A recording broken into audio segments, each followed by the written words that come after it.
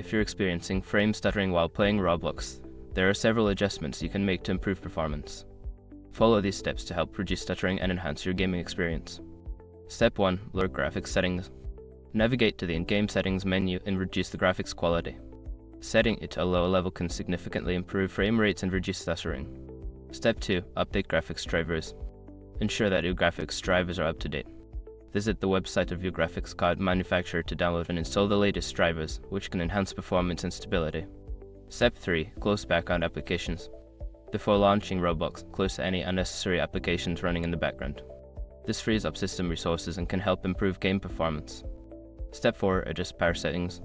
Change your computer's power settings to high performance. This setting ensures that your system is using maximum resources for gaming, which can help reduce stuttering. Step 5. Check internet connection. A stable internet connection is crucial for online gaming. Make sure you are connected to a reliable network and consider using a wired connection instead of Wi-Fi for better stability. By following these steps, you should see an improvement in your Roblox gaming experience with reduced frame stuttering. Enjoy your game.